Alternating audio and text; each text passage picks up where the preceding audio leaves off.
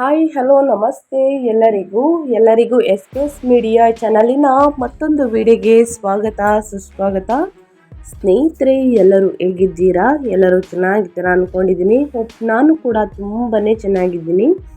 ಎಲ್ಲರೂ ಚೆನ್ನಾಗಿದ್ದೀರಾ ಅಂದ್ಕೊಂಡು ಭಾವಿಸ್ಕೊಂಡು ಇವತ್ತಿನ ಒಂದು ವಿಡಿಯೋನ ಶುರು ಮಾಡಿಬಿಡೋಣ. ಇವತ್ತಿನ ಒಂದು ವಿಡಿಯೋದಲ್ಲಿ ನಾಳೆ ಸೋಮವಾರ ಸ್ನೇಹಿತರೆ, ಸೋಮಾವತಿ ಅಮಾವಾಸ್ಯೆ ಇದೆ. ಈ ರಾಶಿಯವರಿಗೆ ಪರಶಿವನ ಅಪಾರ ಅನುಗ್ರಹ ಪ್ರಾಪ್ತಿ ಅಂತಲೇ ಹೇಳ್ಬೋದು. ಹಾಗಿದ್ರೆ ಈ ರಾಶಿಯವರು ಯಾರ್ಯಾರು, ಏನೆಲ್ಲ ಅದೃಷ್ಟದ ಫಲಗಳನ್ನು ಗಳಿಸಲಿದ್ದೀರಿ, ಯಾವುದರ ಬಗ್ಗೆ ಎಚ್ಚರಿಕೆ ವಹಿಸಬೇಕು ಅನ್ನೋದನ್ನ ಕಂಪ್ಲೀಟಾಗಿ ಇದೇ ವಿಡಿಯೋದಲ್ಲಿ ತಿಳಿಸ್ಕೊಡ್ತಾ ಹೋಗ್ತೀನಿ. ಇದನ್ನೆಲ್ಲ ತಿಳ್ಕೊಬೇಕು, ಸಣ್ಣ ಪುಟ್ಟ ಪರಿಹಾರಗಳನ್ನೆಲ್ಲ ಫಾಲೋಅಪ್ ಮಾಡಬೇಕು ಅಂದರೆ ಎಲ್ಲೂ ಕೂಡ ವಿಡಿಯೋನ ಸ್ಕಿಪ್ ಮಾಡಬಾರ್ದು.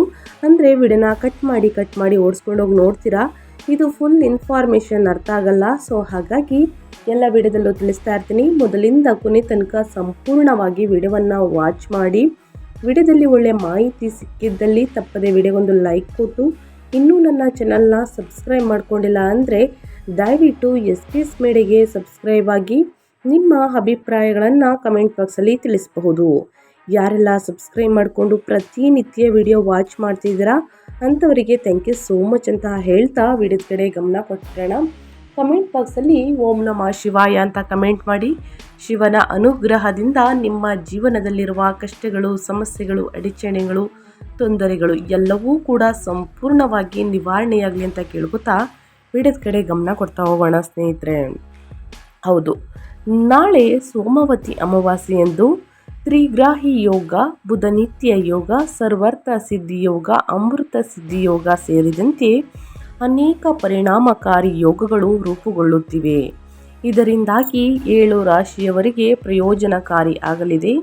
ನಾಳೆ ಯಾವ 7 ರಾಶಿಗಳು ಶಿವನ ಅನುಗ್ರಹಕ್ಕೆ ಪಾತ್ರರಾಗಲಿದೆ, ಈ ರಾಶಿಗಳಿಗೆ ಸೋಮವಾರ ಹೇಗಿರಲಿದೆ, ಮುಂದಿನ ದಿನಗಳಲ್ಲಿ ಹೇಗಿರಲಿದೆ, ಯಾವುದರ ಬಗ್ಗೆ ಎಚ್ಚರಿಕೆ ವಹಿಸಬೇಕು ಮತ್ತು ಏನೆಲ್ಲ ಅದೃಷ್ಟದ ಫಲಗಳನ್ನು ಗಳಿಸಲಿದ್ದೀರಿ ಅನ್ನೋದನ್ನ ಕಂಪ್ಲೀಟಾಗಿ ಇದೇ ವಿಡಿಯೋದಲ್ಲಿ ತಿಳಿಸ್ಕೊಡ್ತಾ ಹೋಗ್ತೀನಿ. ಎಲ್ಲೂ ಕೂಡ ಸ್ಕಿಪ್ ಮಾಡ್ದೆ ಕೊನೆ ತನಕ ವಾಚ್ ಮಾಡಿ. ವಿಡಿಯೋಗೆ ಲೈಕ್ ಮಾಡಿಲ್ಲ ಅಂದರೆ ದಯವಿಟ್ಟು ಲೈಕ್ ಕೊಡಿ. ಓಕೆ, ಜೂನ್ 15 ಸೋಮವಾರ ಸೋಮಾವತಿ ಅಮಾವಾಸ್ಯೆಯಂದು ತ್ರಿಗ್ರಾಹಿ ಯೋಗ, ಬುಧ ನಿತ್ಯ ಯೋಗ, ಸರ್ವಾರ್ಥ ಸಿದ್ಧಿಯೋಗ, ಅಮೃತ ಸಿದ್ಧಿಯೋಗದ ಜೊತೆಗೆ ಇನ್ನೂ ಅನೇಕ ಸಂಯೋಜನೆಯು ರೂಪುಗೊಳ್ಳುತ್ತಿದೆ. ಈ ದಿನದ ಮಹತ್ವವನ್ನು ಇನ್ನಷ್ಟು ಹೆಚ್ಚಿಸಲಿದೆ. 7 ರಾಶಿಗಳು ನಾಳೆ ರೂಪುಗೊಳ್ಳುವಂತಹ ಶುಭ ಯೋಗದ ಪ್ರಯೋಜನವನ್ನು ಪಡೆಯುತ್ತವೆ. ನಾಳೆ ರೂಪುಗೊಳ್ಳುವಂತಹ ಈ ಯೋಗದಿಂದ ಈ ದಿನವನ್ನು ಶಿವನಿಗೆ ಸಮರ್ಪಿಸಲಾಗಿದೆ. ಜೊತೆಗೆ ಈ ದಿನ ಶ್ರದ್ಧಾಭಕ್ತಿಯಿಂದ ಶಿವನನ್ನು ಪೂಜಿಸಲಾಗುತ್ತದೆ. ಗ್ರಹಗಳ ಸ್ಥಿತಿಯ ಪ್ರಕಾರ ಈ ದಿನ ಹಲವಾರು ಶುಭ ಯೋಗಗಳು ನಿರ್ಮಾಣಗೊಳ್ಳುವುದು. ಆದ್ದರಿಂದ ಶಿವನ ಕೃಪೆಯು ಯಾವ ರಾಶಿಗಳ ಮೇಲೆ ಇರುತ್ತದೆ ಎಂಬುದನ್ನು ತಿಳಿತಾ ಹೋಗೋಣ. ಈ ರಾಶಿಗಳ ಜೊತೆಗೆ ಕೆಲವು ಜ್ಯೋತಿಷ್ಯ ಪರಿಹಾರಗಳನ್ನು ಸಹ ನಾನು ತಿಳಿಸಲಾಗುತ್ತದೆ. ಈ ಪರಿಹಾರಗಳನ್ನು ನೀವು ಅನುಸರಿಸುವುದರಿಂದ ನಿಮ್ಮ ಜಾತಕದಲ್ಲಿ ಚಂದ್ರದೇವನ ಸ್ಥಾನವು ಬಲಗೊಳ್ಳುತ್ತದೆ ಮತ್ತು ಶಿವನ ಕೃಪೆಗೆ ಪಾತ್ರರಾಗಬಹುದು. ಜೂನ್ 15ರ ದಿನ ಯಾವ ರಾಶಿಗಳಿಗೆ ಅದೃಷ್ಟ ಒಲಿಯಲಿದೆ ಎಂಬುದನ್ನು ತಿಳಿದುಕೊಳ್ಳುವ ಕುತೂಹಲ ನಿಮಗಿದ್ದರೆ ಸಂಪೂರ್ಣವಾಗಿ ತಪ್ಪದೆ ವಿಡಿಯೋವನ್ನು ವಾಚ್ ಮಾಡಿ ಸ್ನೇಹಿತರೆ. ಇನ್ನೂ ಕೂಡ ವಿಡಿಯೋಗೆ ಲೈಕ್ ಮಾಡ್ದೇನೆ ನೋಡ್ತಿದ್ರೆ ದಯವಿಟ್ಟು ಲೈಕ್ ಮಾಡಿ. ನಿಮ್ಮ ಶ್ರದ್ಧಾ ಭಕ್ತಿಯಿಂದ ಕಮೆಂಟ್ ಬಾಕ್ಸಲ್ಲಿ ಓಂ ನಮಃ ಶಿವಾಯ ಅಂತ ಕಮೆಂಟ್ ಮಾಡಿ. ಶಿವನ ಅನುಗ್ರಹ ನಿಮ್ಮ ಮೇಲಿರಲಿ ಅಂತ ಹೇಳ್ತಾ ಮೊದಲನೇ ಅದೃಷ್ಟ ರಾಶಿ ಬಂದು ಮಿಥುನ ರಾಶಿಯವರಿಗೆ. ಮಿಥುನ ರಾಶಿಗೆ ಸೇರಿದ ಜನರಿಗೆ ನಾಳೆ ಹೊಸ ಅವಕಾಶಗಳು ಪ್ರಾಪ್ತಿಯೊಂದಿಗೆ ಸಾಕಷ್ಟು ಸಕಾರಾತ್ಮಕ ದಿನವಾಗಿರುವುದು. ನಿಮ್ಮ ಮಾತಿನ ಪ್ರಭಾವದಿಂದಾಗಿ ಇತರರನ್ನು ಆಕರ್ಷಿಸುವಲ್ಲಿ ಯಶಸ್ಸನ್ನು ಕಾಣಲಿದ್ದೀರಿ ಮತ್ತು ನಿಮ್ಮ ಎಲ್ಲ ಕೆಲಸಗಳು ಯಶಸ್ವಿಯಾಗಿ ಪೂರ್ಣಗೊಳ್ಳುವುದು. ನೀವು ಯಾವುದಾದರೂ ಹೊಸ ಕೆಲಸವನ್ನು ಶುರು ಮಾಡಬೇಕೆಂದು ಯೋಚಿಸುತ್ತಿದ್ದರೆ ನಾಳೆ ಬಹಳ ಶುಭ ದಿನವಾಗಿರಲಿದೆ. ಕೆಲಸವನ್ನು ಮಾಡುವಂತಹ ಮಿಥುನ ರಾಶಿಗೆ ಸೇರಿದ ಜನರಿಗೆ ಹೊಸ ಅವಕಾಶಗಳು ಪ್ರಾಪ್ತಿಯಾಗುವಂತಹ ಸಂಭವವಿದೆ. ಹಾಗೆಯೇ ವೃತ್ತಿ ಜೀವನದಲ್ಲಿ ಯಶಸ್ಸನ್ನು ಗಳಿಸುವಿರಿ. ನಿಮ್ಮ ಕುಟುಂಬ ಜೀವನ ಸುಖಮಯವಾಗಿರುವುದು. ಜೊತೆಗೆ ನೀವು ಹೆಚ್ಚು ಸುಖ ಶಾಂತಿಯನ್ನು ಗಳಿಸಲಿದ್ದೀರಿ. ಮಿಥುನ ರಾಶಿಗೆ ಸೇರಿದ ಜನರು ಕೆಲಸವನ್ನು ಎಲ್ಲರೂ ಕೂಡ ಹೊಗಳುವರು ಮತ್ತು ನಿಮಗೆ ಹೆಚ್ಚಿನ ಜವಾಬ್ದಾರಿಗಳು ಕೂಡ ಲಭಿಸಬಹುದು. ನಿಮಗೆ ಪ್ರಗತಿಯಿಂದ ಕೂಡಿದ ದಿನವಾಗಿರಬಹುದು ಸ್ನೇಹಿತರೆ. ಮಿಥುನ ರಾಶಿಗೆ ಸೇರಿದ ಜನರು ನಾಳೆ ವ್ಯಾಪಾರ ವ್ಯವಹಾರಕ್ಕೆ ಸಂಬಂಧಿಸಿದಂತೆ ಹೊಸ ಹೊಸ ಅವಕಾಶಗಳನ್ನು ಗಳಿಸುವರು. ಹಾಗೆ ನಿಮ್ಮ ಆರ್ಥಿಕ ಸ್ಥಿತಿ ಬಲಗೊಳ್ಳಲಿದೆ. ನಿಮ್ಮ ಆತ್ಮವಿಶ್ವಾಸದಲ್ಲಿ ವೃದ್ಧಿಯಾಗುವುದು. ಜೊತೆಗೆ ಸಾಮಾಜಿಕ ಜೀವನದಲ್ಲಿ ಗೌರವ ಖ್ಯಾತಿ ವೃದ್ಧಿಯಾಗಲಿದೆ ಅಂತಲೇ ಹೇಳ್ಬೋದು ಮಿಥುನ ರಾಶಿಯವರಿಗೆ. ಇನ್ನು ಮುಂದಿನ ರಾಶಿಯವರ ಬಗ್ಗೆ ಹೇಳೋದಾದರೆ ಸ್ನೇಹಿತರೆ, ಮುಂದಿನ ರಾಶಿ ಬಂದು ಕಟಕ ರಾಶಿಯವರಿಗೆ. ಕಟಕ ರಾಶಿಯವರು ಕೂಡ ಏನೆಲ್ಲ ಅದೃಷ್ಟದ ಫಲಗಳನ್ನು ಗಳಿಸಲಿದ್ದೀರಿ, ಯಾವುದರ ಬಗ್ಗೆ ಕಟಕ ರಾಶಿಯವರು ಎಚ್ಚರಿಕೆ ವಹಿಸಬೇಕು, ಶಿವನ ಅನುಗ್ರಹ ಕಟಕ ರಾಶಿಯವರ ಮೇಲೆ ಇರಲಿದೆಯಾ ಅನ್ನೋದನ್ನ ನೋಡೋದಾದರೆ, ಕಟಕ ರಾಶಿಗೆ ಸೇರಿದ ಜನರಿಗೆ ನಾಳೆ ಸೋಮವತಿ ಅಮಾವಾಸ್ಯೆಯ ದಿನ ಬಹಳ ಶುಭವಾಗಿರುವುದು. ವೃತ್ತಿ ಜೀವನಕ್ಕೆ ಸಂಬಂಧಿಸಿದಂತೆ ನೀವು ಹೆಚ್ಚಿನ ಗಮನ ನೀಡಲು ಸಾಧ್ಯವಾಗಲಿದೆ. ಕಟಕ ರಾಶಿಗೆ ಸೇರಿದ ಜನರು ಹೊಸ ಉದ್ಯೋಗ ಅಥವಾ ಸಂದರ್ಶನಕ್ಕಾಗಿ ತಯಾರಿಯನ್ನು ನಡೆಸುತ್ತಿದ್ದರೆ ನಿಮಗೆ ಯಶಸ್ಸು ದೊರಕುವಂತಹ ಸಂಭವ ಹೆಚ್ಚಾಗಿರುವುದು. ನಾಳೆ ಕಟಕ ರಾಶಿಗೆ ಸೇರಿದ ಜನರು ಹಳೆಯ ಸಹೋದ್ಯೋಗಿಗಳ ಸಹಾಯವನ್ನು ಪಡೆಯುವರು. ಜೊತೆಗೆ ನಾಳೆ ವೃತ್ತಿ ಜೀವನಕ್ಕೆ ಸಂಬಂಧಿಸಿದಂತೆ ಹೆಚ್ಚಿನ ಗಮನವನ್ನು ನೀಡಲು ನಿಮಗೆ ಸಾಧ್ಯವಾಗುವುದು ಸ್ನೇಹಿತರೆ. ಇದರೊಂದಿಗೆ ಕಟಕ ರಾಶಿಗೆ ಸೇರಿದ ಜನರು ನಾಳೆ ತಮ್ಮ ಕಠಿಣ ಪರಿಶ್ರಮದಿಂದಾಗಿ ಕೆಲಸದಲ್ಲಿ ಯಶಸ್ಸನ್ನು ಕಾಣುವಂತಹ ಸಂಭವವಿದೆ. ಹಾಗೆ ಅನಗತ್ಯ ಮಾತುಗಳಿಂದ ದೂರವಿರುವುದು ಉತ್ತಮ. ಇದರೊಂದಿಗೆ ಕಟಕ ರಾಶಿಗೆ ಸೇರಿದ ಜನರಿಗೆ ಯಶಸ್ಸು ದೊರಕುವಂತಹ ಸಾಧ್ಯತೆ ಹೆಚ್ಚಾಗಿರುವುದು.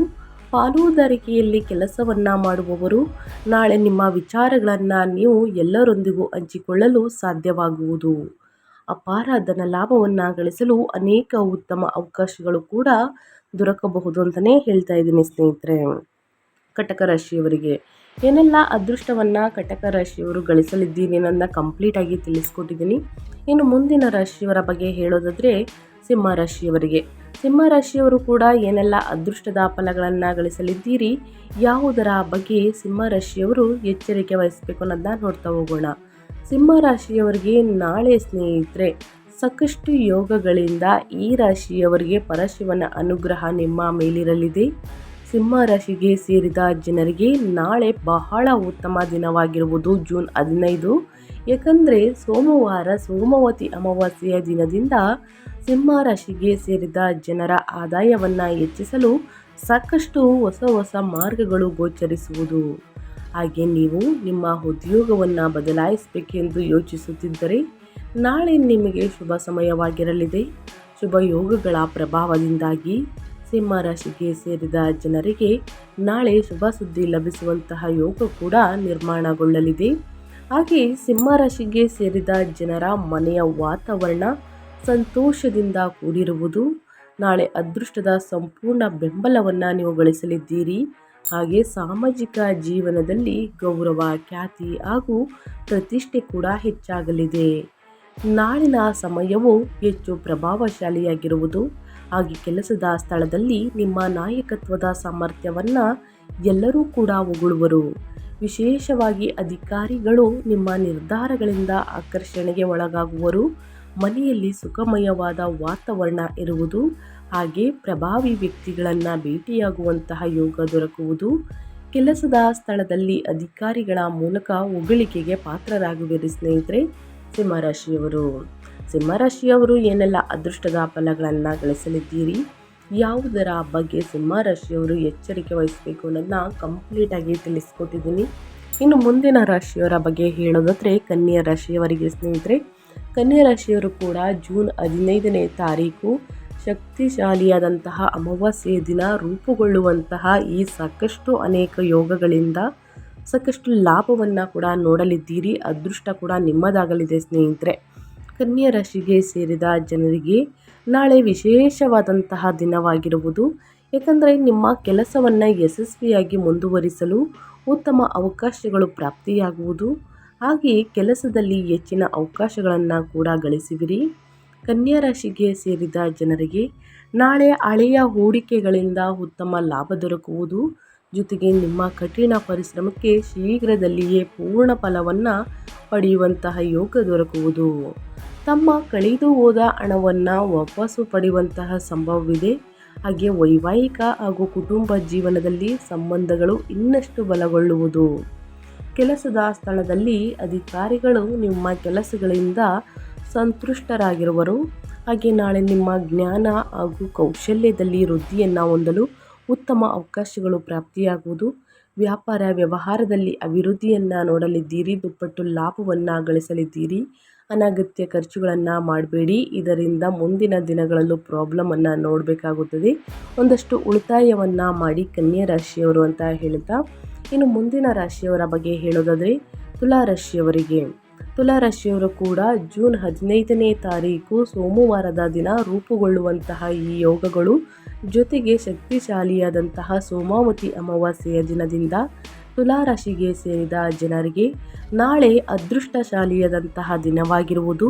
ಶುಭ ಯೋಗಗಳ ಪ್ರಭಾವದಿಂದಾಗಿ ನಿಮ್ಮ ಅಪೂರ್ಣ ಕೆಲಸಗಳೆಲ್ಲವೂ ಸಮಯಕ್ಕೆ ಸರಿಯಾಗಿ ಯಶಸ್ವಿಯಾಗಿ ಪೂರ್ಣಗೊಳ್ಳುವಂತಹ ಯೋಗವು ದೊರಕುವುದು. ಹಾಗೆ ತುಲಾ ರಾಶಿಗೆ ಸೇರಿದ ಜನರು ನಾಳೆ ತೀರ್ಥಯಾತ್ರೆಗೆ ತೆರಳಲು ಉತ್ತಮ ಅವಕಾಶವನ್ನು ಗಳಿಸುವಂತಹ ಸಂಭವವಿದೆ.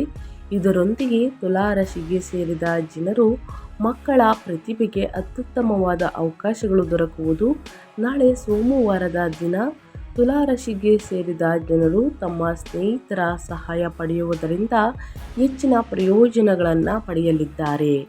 ಒಟ್ಟಾರೆಯಾಗಿ ತುಲಾ ರಾಶಿಯವರು ಏನೆಲ್ಲ ಅದೃಷ್ಟದ ಫಲಗಳನ್ನು ಗಳಿಸಲಿದ್ದೀರಿ, ಯಾವುದರ ಬಗ್ಗೆ ಎಚ್ಚರಿಕೆ ವಹಿಸಬೇಕು ಅನ್ನೋದನ್ನ ಕಂಪ್ಲೀಟಾಗಿ ತಿಳಿಸ್ಕೊಟ್ಟಿದ್ದೀನಿ.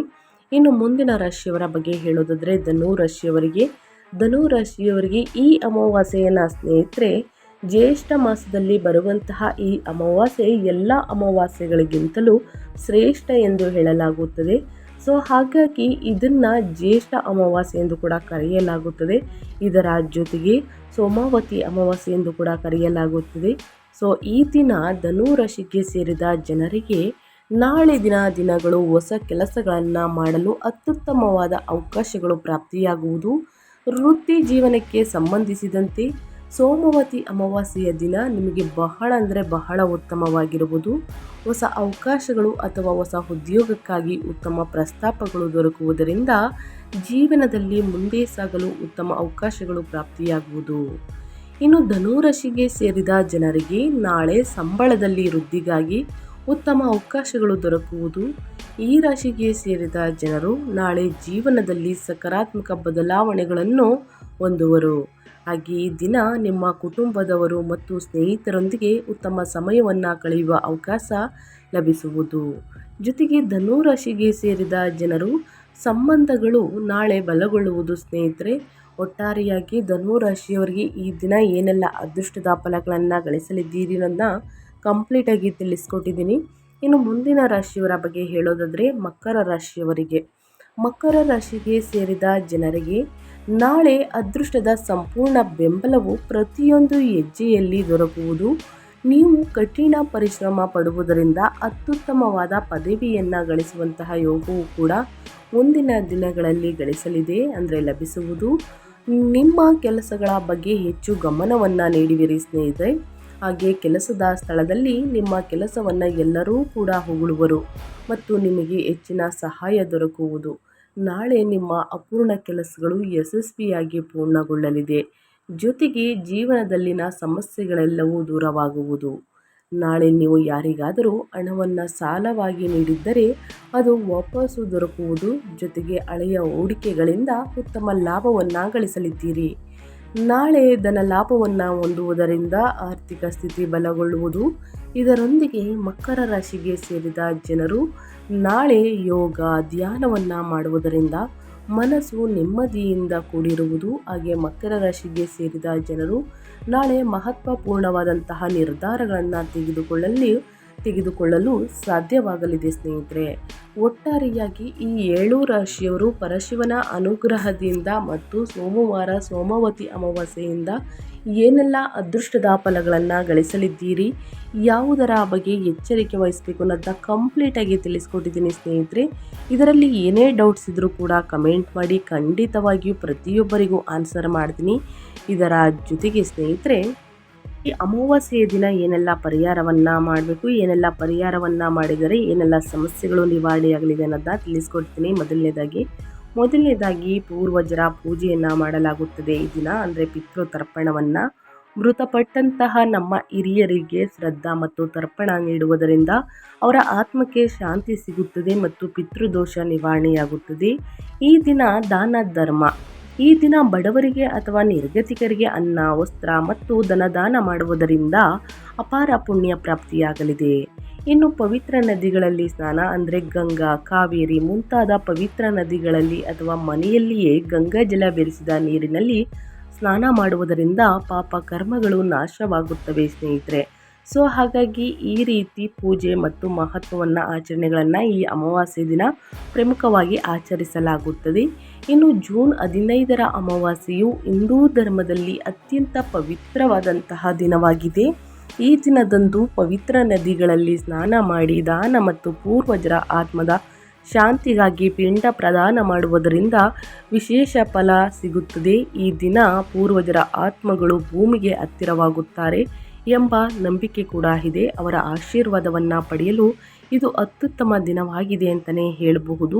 ಸೊ ಹಾಗಾಗಿ ತಪ್ಪದೆ ಸ್ನೇಹಿತರೆ ಎಲ್ಲರೂ ಕೂಡ ಪೂಜೆಯನ್ನು ಮಾಡಿ, ಇನ್ನು ತುಳಸಿ ಕಟ್ಟೆಯ ಕೆಳಗೆ ಸ್ನೇಹಿತರೆ ಅಂದರೆ ಗಿಡದ ಕೆಳಗೆ ದೀಪವನ್ನು ಹಚ್ಚಿ, ತುಪ್ಪದ ದೀಪವನ್ನು ಹಚ್ಚಿ ಮಹಾಲಕ್ಷ್ಮಿಯ ಸ್ತೋತ್ರವನ್ನು ಹೇಳುವುದರಿಂದ ಸಾಕಷ್ಟು ಜೀವನದಲ್ಲಿ ಸಮಸ್ಯೆಗಳನ್ನು ನೋಡಿರ್ತೀರ. ವ್ಯಾಪಾರ ವ್ಯವಹಾರದಲ್ಲಿ ಅಭಿವೃದ್ಧಿಯನ್ನು ಹೊಂದಿರುವುದಿಲ್ಲ, ಸಮಸ್ಯೆಗಳು ಸಾಕಷ್ಟು ಕಾಣ್ತಾ ಇರ್ತವೆ. ಸೊ ಅದೆಲ್ಲವೂ ಸಂಪೂರ್ಣವಾಗಿ ನಿವಾರಣೆಯಾಗಿ ಸ್ನೇಹಿತರೆ ಮನೆಯಲ್ಲಿ ಸುಖ ಸಂಪತ್ತು ನೆಮ್ಮದಿ ಹೆಚ್ಚಳವಾಗಲಿದೆ ಅಂತಲೇ ಹೇಳ್ಬೋದು. ಸೊ ಹಾಗಾಗಿ ಪ್ರತಿಯೊಬ್ಬರು ಯಾರೆಲ್ಲ ವಿಡಿಯೋವನ್ನು ನೋಡ್ತಾ ಇದ್ದೀರಾ ಪ್ರತಿಯೊಬ್ಬರು ಈ ಪೂಜೆಯನ್ನು ಮಾಡಿ ಮಹಾಲಕ್ಷ್ಮಿಯ ಸ್ತೋತ್ರವನ್ನು ಹೇಳಿ ಧನ ಸಂಪತ್ತು ವೃದ್ಧಿಯಾಗಲಿ, ನಿಮ್ಮ ಆರೋಗ್ಯ ಕೂಡ ಉತ್ತಮವಾಗಿರಲಿದೆ ಅಂತ ಹೇಳ್ತಾ ವಿಡಿಯೋವನ್ನು ಎಂಡ್ ಮಾಡ್ತಾ ಇದ್ದೀನಿ. ಇವತ್ತಿನ ಒಂದು ವಿಡಿಯೋದಲ್ಲಿ ಸಂಪೂರ್ಣ ಮಾಹಿತಿ ಸಿಕ್ಕಿದ್ದಲ್ಲಿ, ಈ ವಿಡಿಯೋ ಯೂಸ್ಫುಲ್ ಅನಿಸಿದ್ದಲ್ಲಿ ವಿಡಿಯೋಗೆ ಲೈಕ್, ಕಮೆಂಟ್, ಶೇರ್ ಮಾಡಿ. ಸಬ್ಸ್ಕ್ರೈಬ್ ಆಗಿಲ್ಲ ಅಂದರೆ SPS ಮೀಡಿಯಾಗೆ ಸಬ್ಸ್ಕ್ರೈಬ್ ಆಗಿ ನಿಮ್ಮ ಅಭಿಪ್ರಾಯವನ್ನು ತಿಳಿಸಿ. ಮತ್ತೊಂದು ವಿಡಿಯೋ ಜೊತೆ ಮತ್ತೊಂದು ಹೊಸ ಭವಿಷ್ಯದಲ್ಲಿ ಸಿಗ್ತೀನಿ. Thank you for watching.